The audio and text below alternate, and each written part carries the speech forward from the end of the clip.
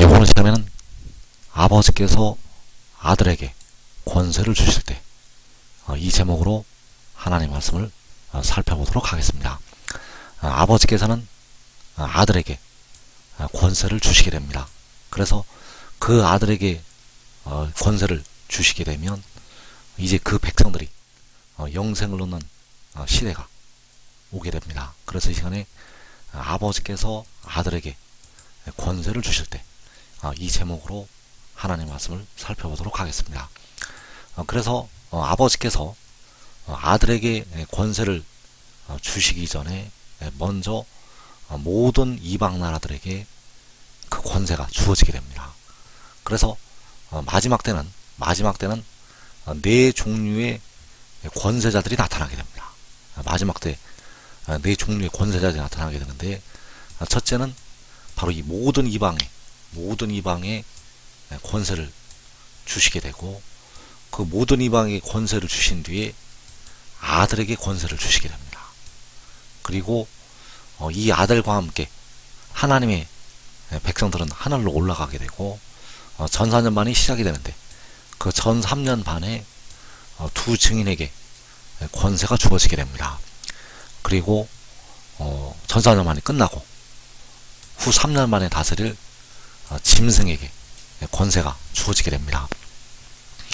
그래서 그 모든 이방에게 권세가 주어질 때, 그 모든 이방에 권세가 주어질 때, 이때가 바로 계시록 6장이 되겠는데, 그 말씀이 누가복음 21장 24절에 나타나 있습니다.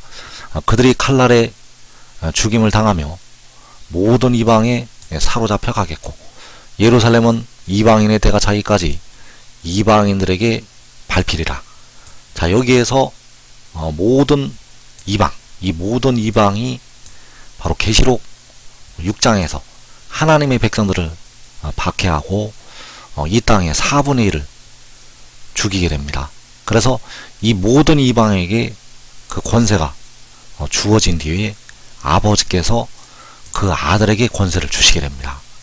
그래서 요한복음 17장 2절에서 아버지께서 아들에게 주신 모든 사람에게 영생을 주게 하시려고 만민을 다스리는 권세를 아들에게 주셨음이로소이다. 자, 여기에서 아버지께서 아들에게 권세를 주셔서 그 백성들에게 이제 영생을 주시게 됩니다. 그래서 영생을 얻은 백성들, 그 영생을 얻은 백성들이 호세아 1장 11절에서 한 우두머리를 세우고 그 땅에서부터 함께 올라오게 됩니다. 그래서 그들이 올라가게 되면 전 4년 반이 시작이 되고, 전 3년 반에 두 증인이 권세를 받아서 일을 하게 됩니다. 그래서 계시록 11장 3절에서 내가 나의 두 증인에게 권세를 주리니 그들이 굵은 베옷을 입고 1260일을 예언하리라. 그래서 여기서 1260일이 바로 전 4년 반이 되겠습니다. 그 전 4년 반에 이 두 증인이 권세를 받아서 일을 하게 되는데, 이 두 증인을 이때는 아무도 해할 자가 없습니다. 왜냐하면 그들에게 하나님께서 권세를 주셨기 때문입니다. 그래서 이 전 3년 반이 끝나고 이제 후 3년 반이 시작이 되는데, 이때 바로 짐승이 권세를 받게 됩니다. 그래서 계시록 13장 5절에서 또 짐승이 과장되고 신성모독을 말하는 입을 받고 또 42달 동안 일할 권세를 받으니라.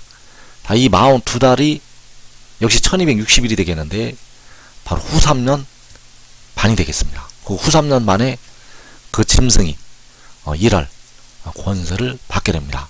그래서 마지막에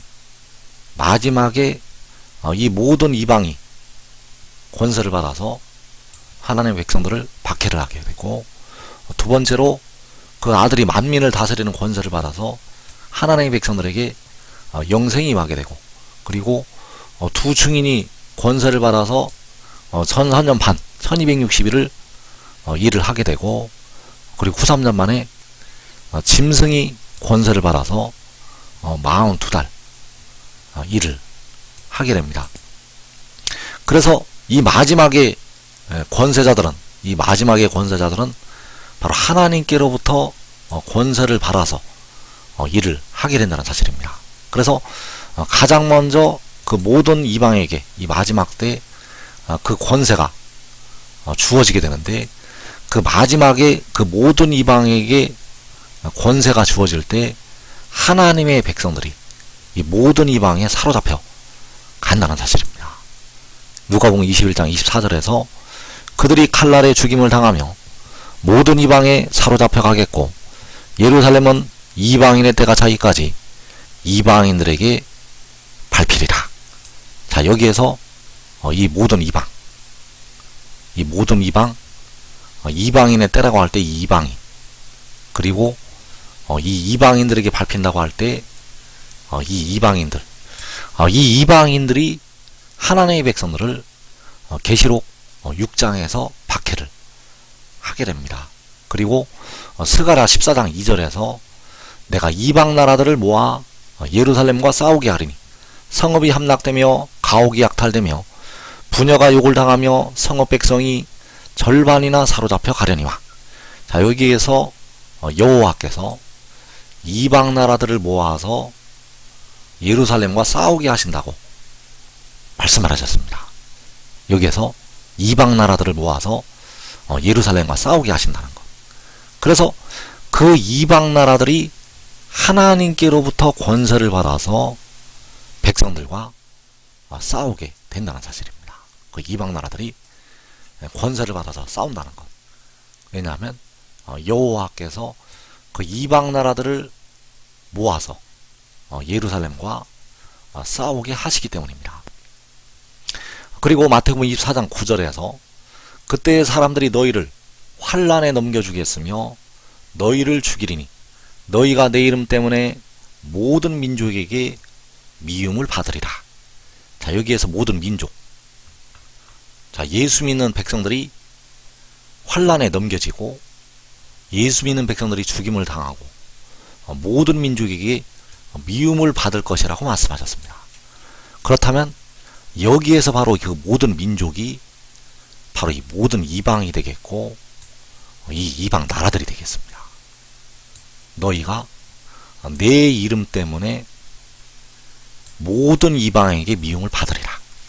너희가 내 이름 때문에 이방 나라들에게 미움을 받으리라.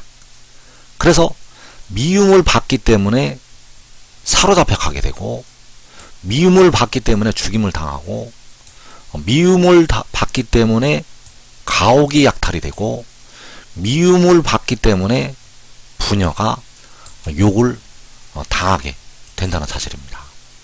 그래서 이 일을 행하실 때 하나님의 백성들이 그 이방 나라들에게 환란을 당한다는 사실입니다. 자, 여기에서 사람들이 너희를 환란에 넘겨준다고 하였고 너희를 죽인다고 하였고 너희가 내 이름 때문에 모든 민족에게 미움을 받을 것이라고 말씀하셨습니다. 그렇다면 여기 너희의 예수 믿어서 깨어 기도한 백성들이 들어가는가 들어가지 않는가? 여기에서 환란에 넘겨지고 죽임당하는 사람들 중에서 깨어 기도한 자들이 들어가는가 들어가지 않는가? 들어가게 된다는 사실입니다. 그래서 여기서 마태복음 24장 9절에서 너희라고 말씀하는 이 너희가 스가랴 14장에서 바로 예루살렘이 된다는 사실입니다. 마태복음 24장 9절에서 죽임당하고 환란에 넘겨지고 미움받는 너희가 스가랴 14장 2절에서 예루살렘. 그리고 여기에서 너희가 누가복음 21장 24절에서 역시 예루살렘이 된다는 사실입니다. 예루살렘이 이방인의 때가 차기까지 이방인들에게 밟히게 되는데 그 예루살렘이 마태복음 24장 9절에서 바로 너희가 된다는 사실입니다. 그래서 여기에서 말씀하는 너희 가운데는 예수 믿어 깨어 기도한 백성들도 들어가게 된다는 사실입니다. 깨어 기도한 백성들도 이 환란을 당한다는 것.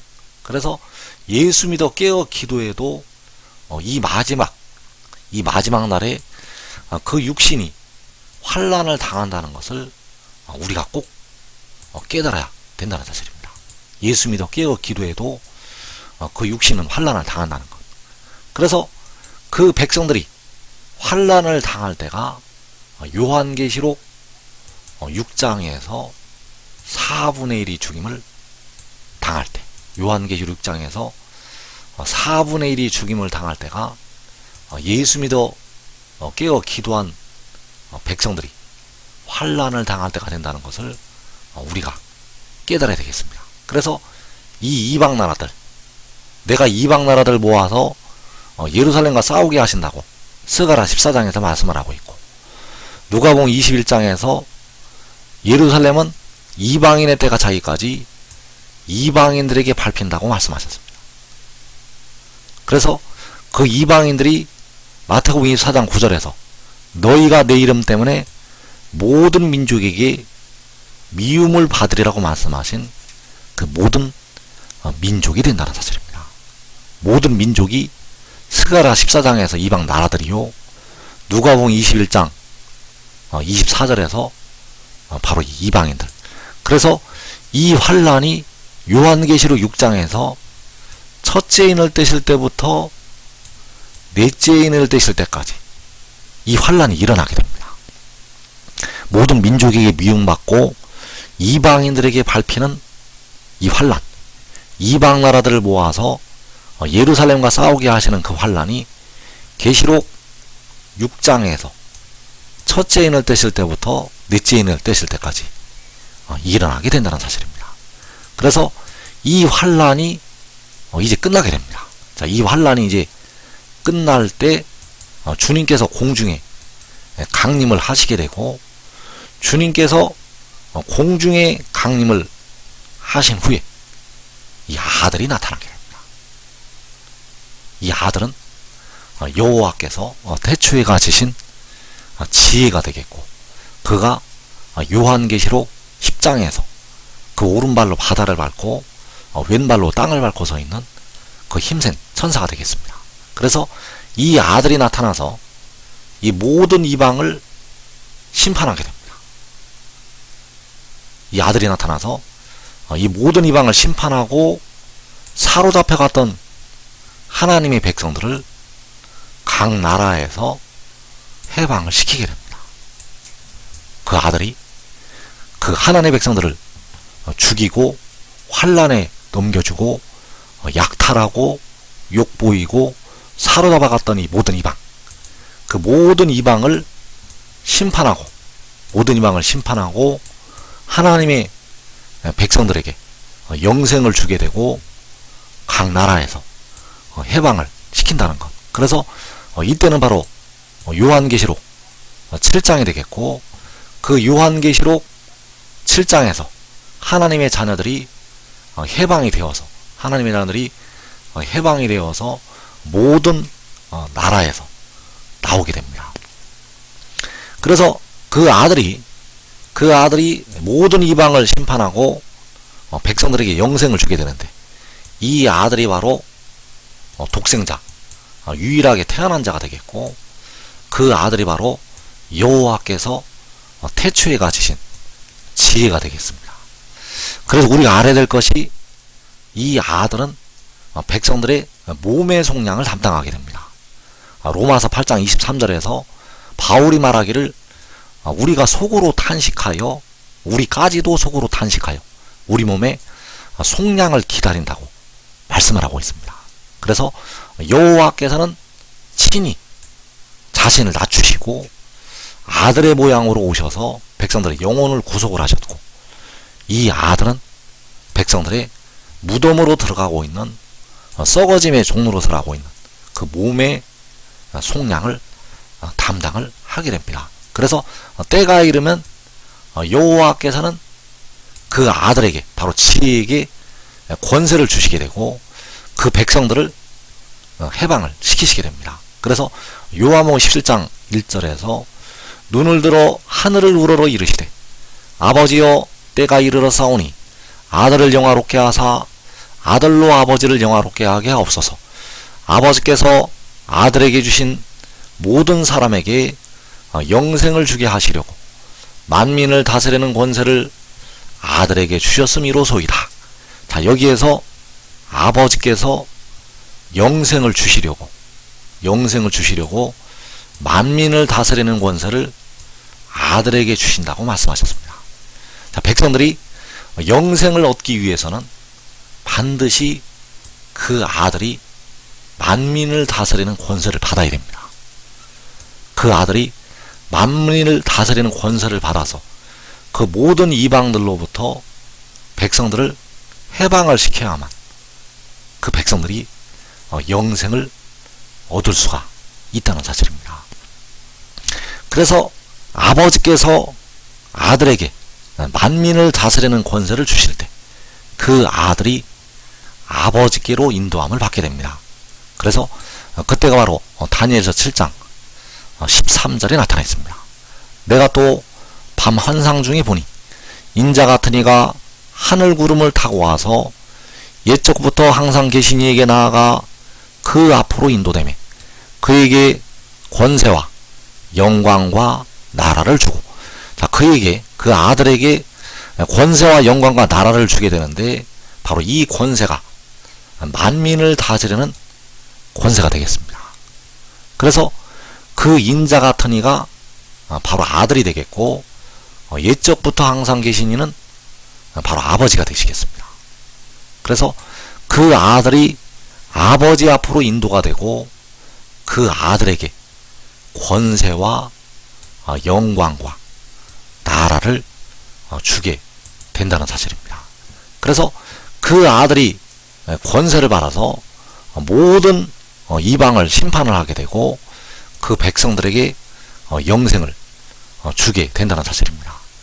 그래서 그 아들이 그 아버지 앞으로 인도가 되는데, 여기서 보면 내가 또 밤 환상 중에 보니 인자 같은 이가 하늘 구름을 타고 와서 옛적부터 항상 계신 이에게 나아가 그 앞으로 인도가 된다고 말씀하셨습니다.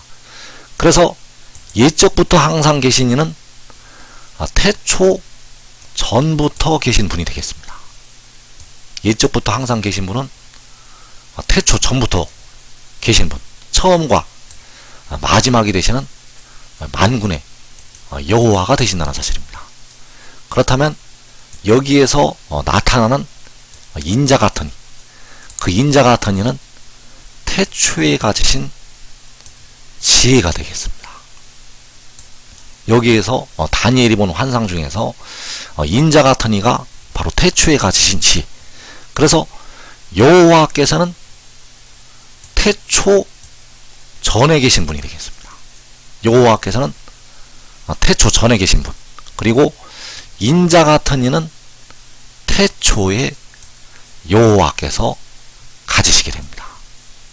그래서 여호와께서는 지혜보다 먼저 계신 분, 그리고 여호와께서는 스스로 있는 자가 되시겠습니다. 그렇다면 십자가를 지신 주님께서는 옛적부터 항상 계신 이가 되실까요? 아니면 인자 같은 이가 되실까요? 백성들을 위해서 십자가를 지신 주님께서는 태초부터 존재한 분이실까요? 아니면 태초 전부터 계신 여호와 하나님이실까요? 그래서 십자가를 지신 주님께서는 태초 전부터 계신 스스로 있는 자 여호와가 되시겠습니다. 그리고 다니엘이 본 이 인자 같은 이는 태초에 여호와께서 가지신 지혜가 된다는 사실입니다. 여기서 인자 같은 이는 태초에 여호와께서 가지신 지혜, 그래서 옛적부터 항상 계신 이께서는 백성들의 영혼을 십자가에서 속량을 하시게 되었고, 그리고 그 인자 같은 이는 백성들의 무덤으로 들어가고 있는 몸을 속량을 하게 된다는 사실입니다. 그래서 그 인자 같은 이가 옛적부터 항상 계신 이에게로 인도가 되는데 그 날이 시편 18편에 나타나 있습니다. 그래서 시편 18편에 여호와께서 하늘을 들이우시고 강림을 하시는 장면이 나타나 있습니다. 시편 18편에서 여호와께서 강림하시는 장면이 나타나 있다는 것. 그래서 이 강림하심은 그 지혜에게 하늘로부터 응답을 하시는 강림하심이 되겠습니다. 그래서 그가 또 하늘을 들이우시고 강림하시니 그의 발 아래는 어두캄캄하도다. 그룹을 타고 다니시며 바람 날개를 타고 높이 솟아오르셨도다. 그가 흑암을 그의 숨는 곳으로 삼으사 장막같이 자기를 두르게 하시며 곧 물의 흑암과 공중의 빽빽한 구름으로 그리하시도다. 자, 여호와께서 아버지께서 하늘을 들이우시고 강림을 하시게 됩니다. 자, 이 강림하심은 주님께서 공중에 구름을 타시고 오시는 강림보다 먼저 일어난 일이 되겠습니다. 그래서 아버지께서 하늘을 들이우시고 강림하실 때 그때에 흑암을 그의 숨는 곳으로 삼으신다고 말씀하셨습니다. 흑암을 그의 숨는 곳으로 삼으시게 되는데 그 흑암을 장막같이 두르게 하신다고 말씀하셨습니다. 장막같이 자기를 아버지 하나님을 둘러싸게 하신다는 것.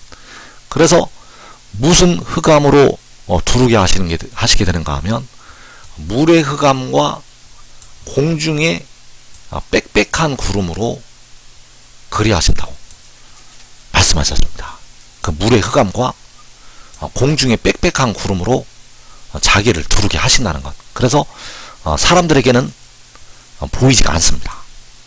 왜냐하면 흑암을 그의 숨는 곳으로 삼으셨기 때문입니다. 그래서 그 인자 같은 이가 이 흑암 가운데로 인도함을 받게 됩니다. 여호와께서 하늘을 들이우시고 강림하실 때 이 흑암 가운데로 그 인자 같은 이가 인도함을 받는다는 것. 그래서 다니엘서 7장에서 인자 같은 이가 하늘 구름을 타고 와서 옛적부터 항상 계신 이에게 나아가 그 앞으로 인도되매. 자, 이 일이 요한계시록 6장의 환란 날에 이 일이 일어나게 됩니다. 그래서 아버지께서는 그에게 권세와 영광과 나라를 주시게 되고 모든 이방 나라들로부터 박해를 받았던 하나님의 자녀들을 해방을 시키게 됩니다. 그래서 지금 지혜를 따르는 자들은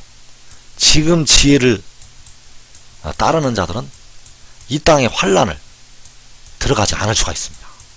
지금 지혜를 따르면 이 땅의 환란을 면하고 자기와 자기의 가족이 살아서 영생으로 들어가게 되겠습니다.